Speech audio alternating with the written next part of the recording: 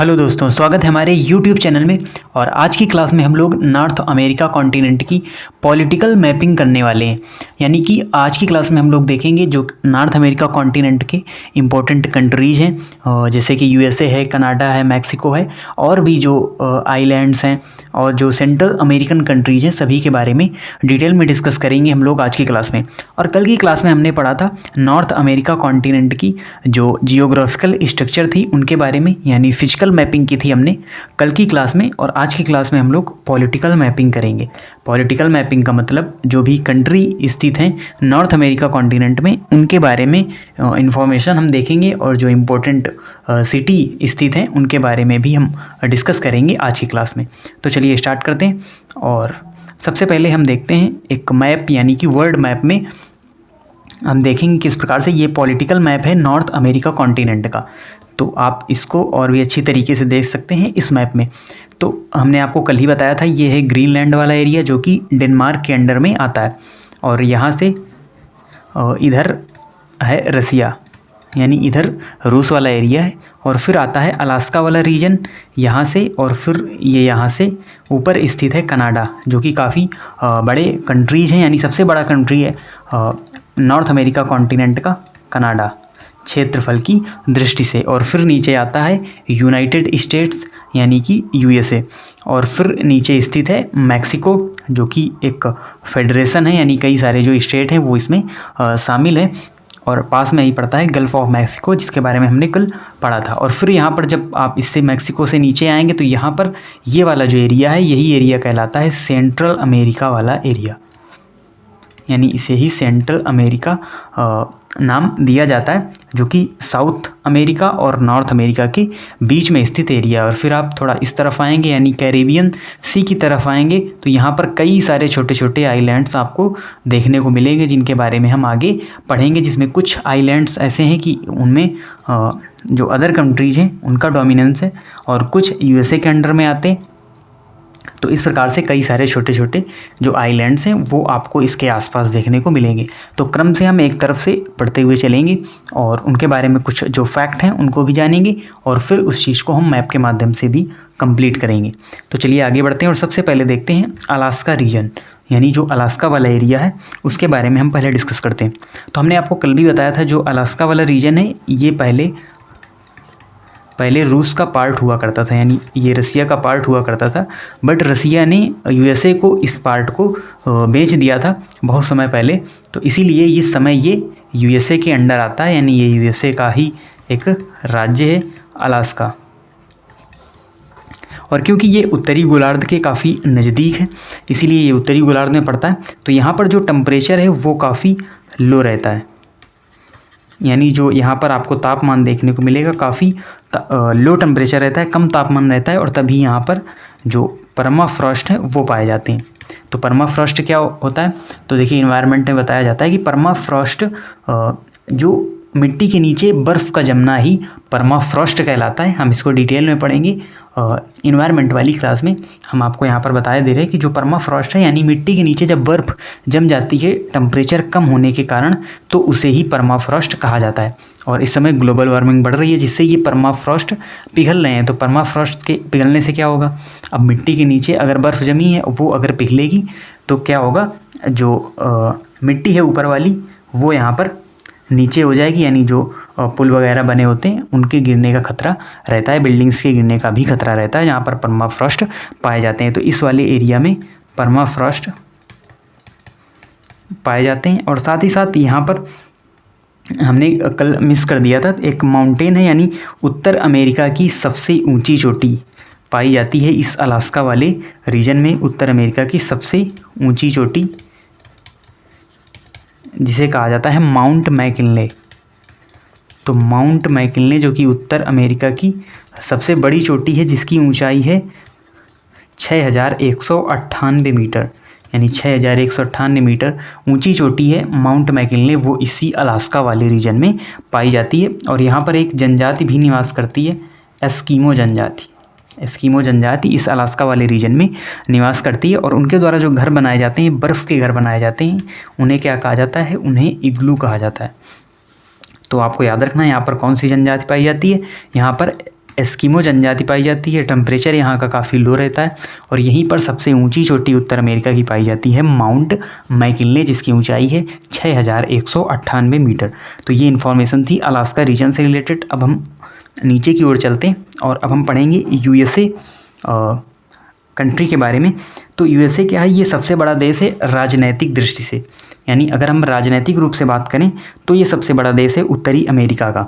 और यूएसए की जो कैपिटल है, इसकी कैपिटल है वाशिंगटन डीसी। वाशिंगटन डीसी इस यूएसए की कैपिटल है और वाशिंगटन डीसी में मुख्यालय भी हैं काफ़ी बड़ी ऑर्गेनाइजेशन के। तो आप याद करिए किसके मुख्यालय हैं, तो यहाँ पर मुख्यालय है वर्ल्ड बैंक का और इसके साथ ही साथ आईएमएफ का मुख्यालय भी यहीं पर है, यानी इंटरनेशनल मॉनिटरी फंड, जो कि वर्ल्ड बैंक से ही मिलता जुलता ऑर्गेनाइजेशन है। तो वर्ल्ड बैंक और आईएमएफ के जो मुख्यालय हैं वो यहीं पर स्थित हैं, वाशिंगटन डीसी में स्थित हैं। और ये काफ़ी बड़ा कंट्री, यानी इसमें भी कई सारे जो स्टेट हैं वो शामिल हैं, आपस में उन्होंने अपना एक फेडरेशन बना रखा है और इसीलिए इसको कहा जाता है यूनाइटेड स्टेट्स ऑफ अमेरिका, यानी संयुक्त राज्य अमेरिका। और यहाँ पर गर्म जल के काफ़ी स्रोत भी पाए जाते हैं। तो इस वाले एरिया में गर्म जल के स्रोत पाए जाते हैं जिन्हें गीजर कहा जाता है। तो इन्हें गीजर कहा जाता है, गर्म जल के स्रोत यहाँ पर आपको देखने को मिलेंगे। और फिर कई सारे यूएसए के अंडर कई सारे इम्पोर्टेंट शहर भी आते हैं जो कि काफ़ी महंगे शहर हैं, काफ़ी अच्छे शहर हैं और काफ़ी डेवलप शहर हैं। तो एक एक करके हम जो इम्पोर्टेंट सिटी हैं उनके बारे में भी डिस्कस करेंगे, फिर हम इन सभी चीज़ों को मैप में भी अच्छी तरीके से समझेंगे। तो सबसे पहले आता है न्यूयॉर्क सिटी। तो एक फेमस सिटी है यूएसए का न्यूयॉर्क सिटी, जो कि काफ़ी महंगा भी है। तो ये जो न्यूयॉर्क सिटी है ये फेमस फॉर हाई बिल्डिंग्स, यानी ये न्यूयॉर्क सिटी ऊंची ऊंची इमारतों के लिए काफ़ी फेमस है। आप देख भी सकते हैं इमेज में, काफ़ी खूबसूरत शहर है और आपको ऊंची ऊंची जो बिल्डिंग्स हैं वो यहाँ पर देखने को मिलेंगी इस पूरे एरिया में, न्यूयॉर्क सिटी वाले एरिया में। और यहीं पर विश्व का सबसे बड़ा रेलवे स्टेशन, विश्व का सबसे बड़ा रेलवे स्टेशन जिसे कहा जाता है ग्रांड टर्मिनल, वो यहीं पर स्थित है, यानी कि न्यूयॉर्क में ही स्थित है ग्रांड टर्मिनल, जो कि विश्व का सबसे बड़ा रेलवे स्टेशन है। अब हम आगे देखते हैं कुछ अन्य जो सिटीज़ हैं उनके बारे में भी। तो जो अन्य सिटी हैं उनमें आते हैं जैसे शिकागो है, फ्लोरिडा है, लॉस एंजल्स है और कैलिफोर्निया है। ये भी काफ़ी इम्पोर्टेंट सिटी हैं यूएसए के और अलग अलग ये फेमस हैं। जैसे कि जो शिकागो है ये फेमस है मीट उद्योग के लिए, तो मीट उद्योग के लिए फेमस है शिकागो। और जहाँ पर आपको याद होगा स्वामी विवेकानंद यहाँ पर एक भाषण देने गए थे, स्पीच देने गए थे शिकागो में, ये वही वाला शिकागो है। और फिर आता है फ्लोरिडा।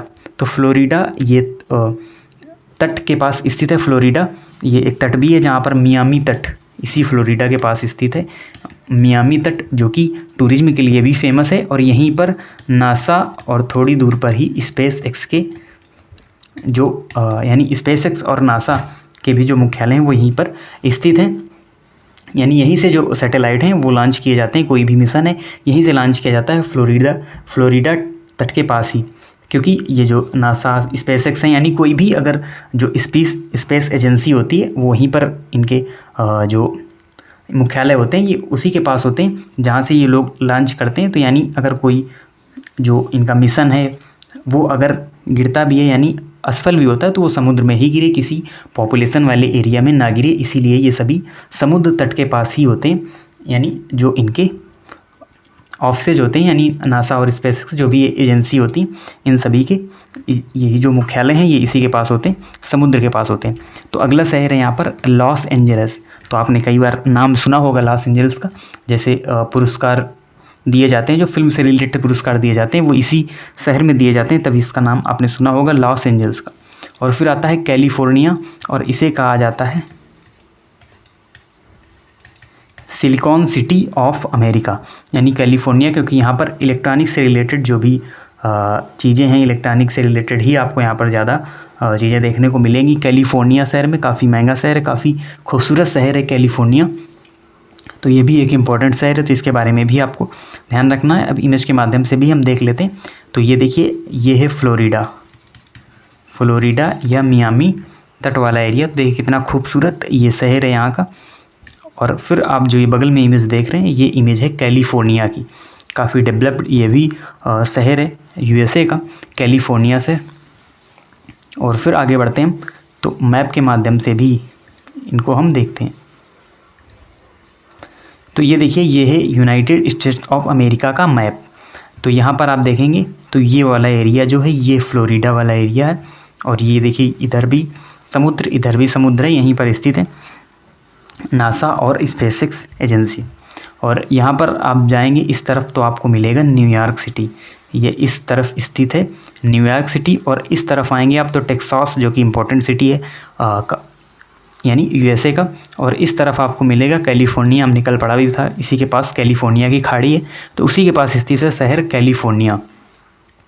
और वाशिंगटन डीसी वो भी आपको इस तरफ ही मिलेगा। वाशिंगटन डीसी जो सिटी है वो भी आपको इस तरफ ही देखने को मिलेगा।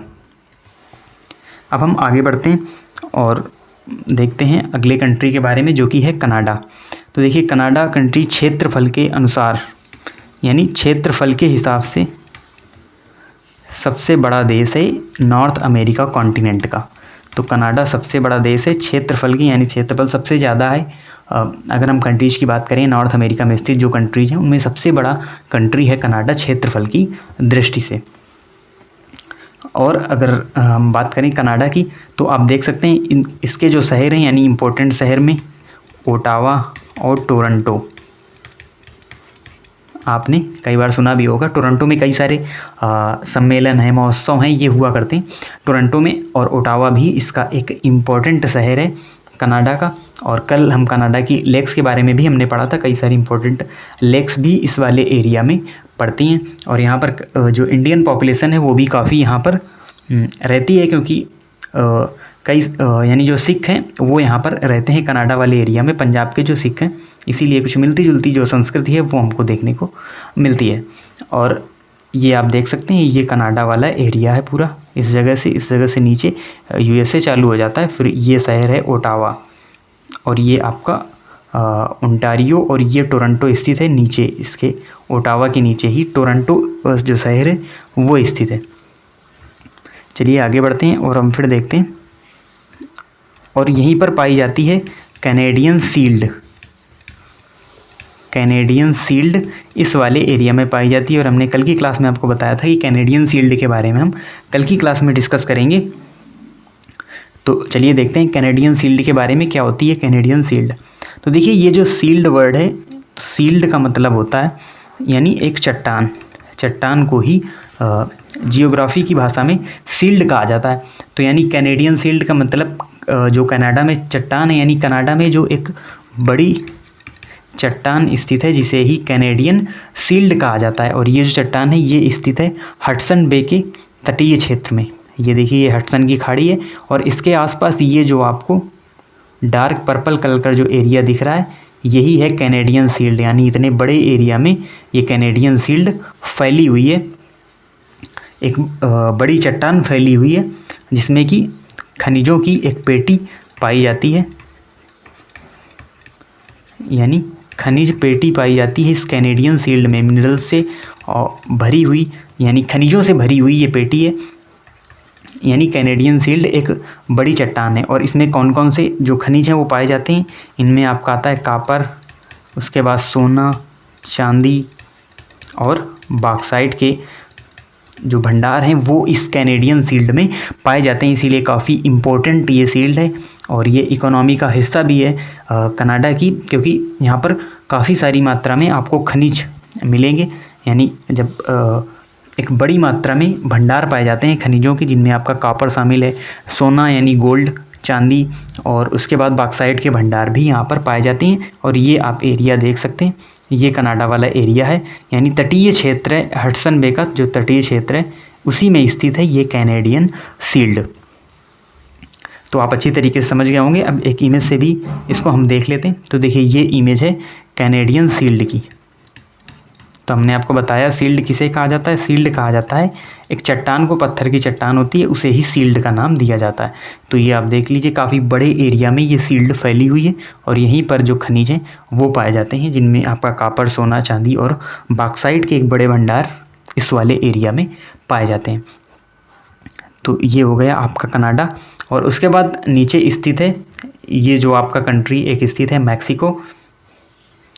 मैक्सिको कंट्री स्थित है जो कि एक फेडरेशन है इसे, यानी संयुक्त राज्य मैक्सिको भी कहा जाता है, क्योंकि इसमें भी कई सारे जो स्टेट्स हैं उन्होंने आपस में एक ग्रुप है वो बना रखा है। और अब हम बात करते हैं सेंट्रल अमेरिका की, यानी मध्य अमेरिका। तो देखिए क्या होता है कि जो सेंट्रल अमेरिका वाला पार्ट है ये नॉर्थ अमेरिका के साथ ही काउंट किया जाता है, यानी नॉर्थ अमेरिका कॉन्टिनेंट में इसको भी काउंट किया जाता है। और जो साउथ अमेरिका है वो यहाँ से ही अलग होता है। ये आप देख रहे हैं गल्फ ऑफ पनामा, यानी पनामा के बाद से ही साउथ अमेरिका स्टार्ट हो जाता है और नॉर्थ अमेरिका यहाँ तक है। और ये वाला जो एरिया है इसे ही कहा जाता है सेंट्रल अमेरिका वाला एरिया, यानी कि नॉर्थ अमेरिका और साउथ अमेरिका के बीच वाले एरिया को सेंट्रल अमेरिका के नाम से जाना जाता है। और इसमें कौन कौन से देश स्थित हैं तो वो भी आप देख सकते हैं।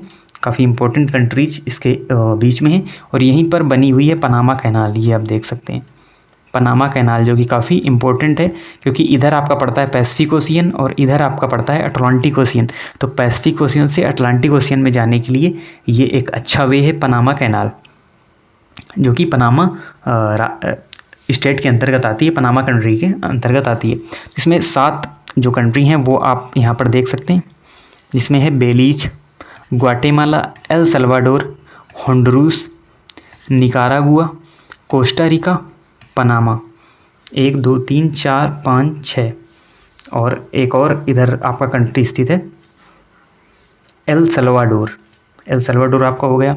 देखिए यही जो कंट्रीज़ हैं ये सेंट्रल अमेरिकन कंट्रीज़ हैं, जिसमें आपको याद रखना है Belize, Guatemala, Honduras, El Salvador, Nicaragua, Costa Rica और पनामा। तो ये सेंट्रल अमेरिकन कंट्रीज़ हैं। और उसके बाद शुरू हो जाता है फिर साउथ अमेरिका, और इधर आपका स्थित है कैरेबियन सी। और कैरेबियन सी के आसपास आपको देखिए कई सारे जो आइलैंड, छोटे छोटे आइलैंड आपको देखने को मिलेंगे, जिनमें अलग अलग जो स्टेट हैं, अलग अलग कंट्री हैं, उनका वहाँ पर डोमिनेंस रहता है, यानी उनके अंडर ही वो जो आइलैंड है वो आते हैं। तो आप सेंट्रल अमेरिका के जो कंट्री हैं वो आपको याद रखने। अब हम बढ़ते हैं आगे और देखते हैं कैरेबियन वाला जो रीजन, एक और मैप है उसके माध्यम से हम देख सकते हैं यहाँ पर ये आप देख सकते हैं ये वाला एरिया है सेंट्रल अमेरिका वाला area, Belize, Honduras, El Salvador, Nicaragua, Costa Rica और पनामा, ये आप यहाँ पर देख सकते हैं। और इस जगह से ही नॉर्थ अमेरिका कॉन्टिनेंट कंप्लीट हो जाता है, समाप्त हो जाता है, और फिर यहाँ से साउथ अमेरिका स्टार्ट हो जाता है। और ये वाला जो एरिया है ये है कैरेबियन सी वाला एरिया, इतना पूरा कैरेबियन सी वाला एरिया है और इसी में स्थित हैं कई सारे छोटे छोटे आइलैंड। आपने नाम भी सुना होगा जमैका, जहाँ से उसेन बोल्ट आते हैं, और ये भी यहाँ पर स्थित है। और यहाँ पर स्थित है क्यूबा कंट्री, जिसमें कई सारे सैंक्शन लगा दिए थे यूएसए ने। और फिर यहाँ पर हैती और डोमिनिकन रिपब्लिक, ये जो छोटे छोटे आइलैंड हैं वो यहाँ पर स्थित हैं। एक और मैप के माध्यम से हम इनको देखते हैं अच्छी तरीके से। तो ये देखिए Caribbean sea, islands of West Indies, यानी कैरेबियन सी में जो आइलैंड स्थित हैं उनके बारे में हम देख लेते हैं। तो देखिए ये वाले तो आपके कंट्री हो गए सेंट्रल अमेरिकन कंट्री इस जगह तक। और फिर ये एरिया है कैरेबियन सी वाला, यानी ये कैरेबियन सी वाला एरिया है। तो यहाँ पर आपको देखने को मिलेगा क्यूबा कंट्री, और यहाँ पर जमैका, देखिए छोटा सा एक आइलैंड है जमैका, और यहाँ पर स्थित है हैती, और फिर डोमिनिकन रिपब्लिक, प्यूर्टो रिको, ये भी यूएस के अंडर आता है प्यूर्टो रिको। और इस तरफ आपको कई सारे आप देख सकते हैं छोटे छोटे आइलैंड आपको देखने को मिलेंगे, जिनमें एंटीगुआ, बरमूडा, और उसके बाद और भी कई सारे नाम आपको यहाँ पर आप देख सकते हैं, डोमिनिका, बारबाडोस और त्रिनाड एंड टोबैको, ये आप यहाँ पर देख सकते हैं। कई सारे जो कंट्रीज़ हैं वो यहाँ पर स्थित हैं, और इस तरफ इनके नाम भी लिखे हुए हैं, Bahamas, Barbados, Cuba, Grenada, Haiti, Jamaica, Puerto Rico, Dominican Republic और भी जो कई सारे छोटे छोटे आइलैंड हैं वो भी यहाँ पर स्थित हैं, जो कि कैरेबियन सी के आसपास स्थित आइलैंड्स हैं। तो इनको भी आपको याद रखना है, इनके भी नाम आपको याद रखना है। तो इस प्रकार से जो हमारा आज का टॉपिक है, यानी जो पॉलिटिकल मैपिंग है नॉर्थ अमेरिका कॉन्टिनेंट की, वो हमारी यहाँ पर कंप्लीट होती है। और हमने कल की क्लास में इसकी फिजिकल मैपिंग की थी और आज हमने इसकी पॉलिटिकल मैपिंग की, यानी जो इम्पोर्टेंट कंट्रीज़ थे। तो कई सारे कंट्रीज हमने देखे नॉर्थ अमेरिका के, सेंट्रल अमेरिका के, और साथ ही साथ कैरेबियन सी के आसपास जो स्थित आइलैंड्स हैं उनके बारे में भी हमने आज की क्लास में जाना। तो अगर आपने वो वीडियो नहीं देखा फिजिकल मैपिंग का, तो आप उसको भी देखें और इसको भी कंप्लीट करें और फिर अपने आप से प्रैक्टिस करें इन सब चीज़ों की, यानी सभी कंट्रीज की जो माउंटेन्स हैं, लेक्स हैं, रिवर्स हैं, प्लेट्यू हैं, डिजर्ट हैं, इन सभी की आप ब्लैंक मैप में प्रैक्टिस करें। और कल की क्लास में हम लोग क्या करने वाले हैं, इसी नॉर्थ अमेरिका कॉन्टिनेंट की हम लोग ब्लैंक मैप में मैपिंग करेंगे, थोड़ी सी प्रैक्टिस करेंगे। तो छोटा सा वीडियो होगा, तो हम यानी कि पॉलिटिकल और फिजिकल मैपिंग दोनों की हम करेंगे ब्लैंक मैप में। तो इसलिए आप थोड़ा सा इसको स्टडी करिए, जिससे अच्छी तरीके से आप उसको समझ सकें और आप पहले ही उन चीज़ों को अच्छी तरीके से समझ सकें। तो चलिए मिलते हैं नेक्स्ट वीडियो में, तब तक के लिए धन्यवाद।